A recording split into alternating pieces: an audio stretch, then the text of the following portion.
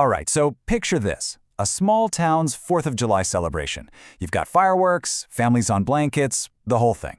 But what starts as a perfect summer night is about to curdle into a nightmare, one that's going to haunt this town for more than a decade. This is the story of how a single disappearance unraveled a town's darkest secrets.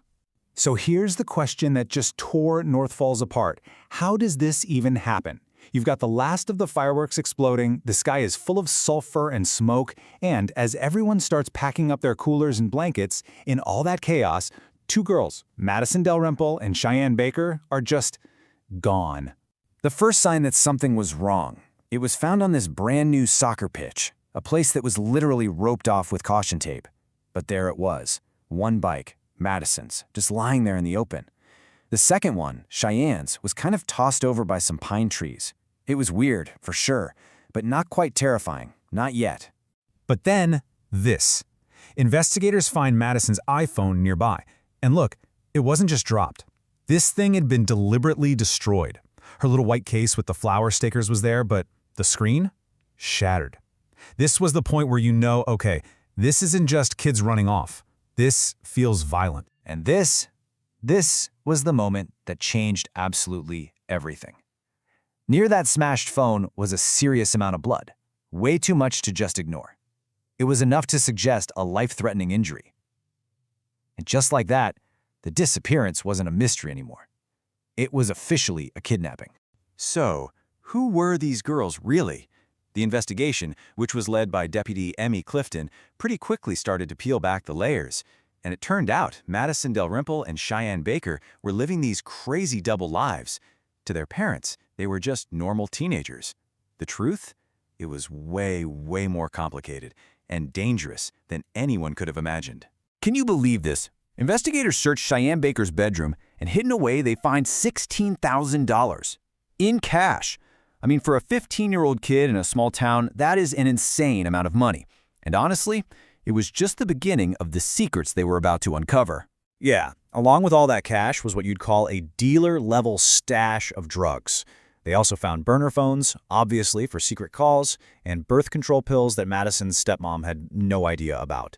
This whole discovery painted a picture of two girls who weren't just partying, they were deep into something really sinister. Turns out, they were planning to use that money to run away to Atlanta and just start over, away from everyone they knew. So with the girls' secret life out in the open, the investigation completely shifts gears. It becomes pretty clear they weren't just grabbed by some random stranger. No, they were involved with someone, and now the police had to go on a hunt for a ghost.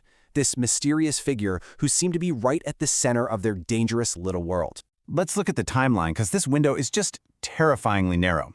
You could see Madison is getting really anxious. Cheyenne is hours late. She even tries to go up to Deputy Emmy for help just minutes before the fireworks start, but Emmy, totally distracted by her own stuff, just kind of brushes her off. That's a decision that's going to haunt her forever. And then, at 10 p.m., the fireworks start, providing the absolute perfect cover for an abduction. The police start questioning other local kids, and this one teenager, Jack Whitlock, he tells them about this older guy who was always hanging around teen parties, supplying drugs and booze. The problem was, nobody knew his real name. They only knew him by this chilling nickname. And then, you get the break in the case from the most unlikely person. A local woman. People called her Aunt Millie. She calls the sheriff's department. She'd hired a guy to do some work on her pond, and she remembered a young girl knocking on her door, looking for him, and using that exact nickname.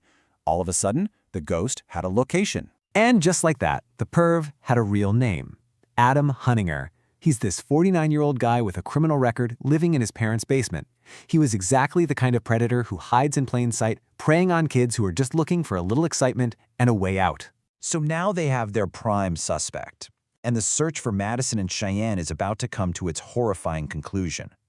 The whole investigation moves to the Hunninger property, and this is where the ugly truth of what happened on the 4th of July finally starts to unravel. Hunninger's property, it becomes a total house of horrors.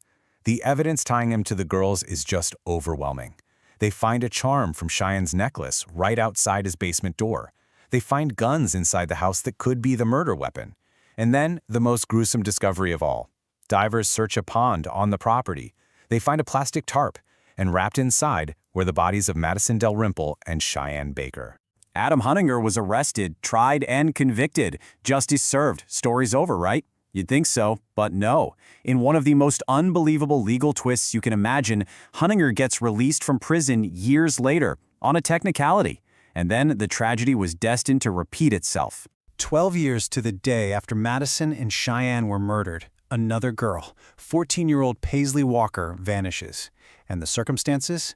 They are eerily identical. An abandoned bicycle, a crime scene on the exact same stretch of back roads. The town of North Falls, which was already furious about Hunninger's release, is plunged right back into its worst nightmare. So this new investigation leads to this unbelievably tragic and violent climax. An angry mob shows up outside Hunninger's house, and Madison's father, Paul Dalrymple, just consumed by 12 years of grief and pure rage, he shows up with a gun. He blames Emmy Clifton for his daughter's death. He fires, but Emmy's father, Sheriff Gerald Clifton, the man who led the original investigation, steps in the way. He takes the bullet and is killed. A hero sacrificing himself in a cycle of violence that started a decade before. You see, the fallout from that first disappearance, it never really stopped. It wasn't just some legal case that closed. It shattered friendships, it destroyed families, and it left behind this wake of unresolved pain that just festered for 12 long years. This is what Hannah, Madison's stepmother, said to her best friend, Emmy Clifton, after Madison's body was found.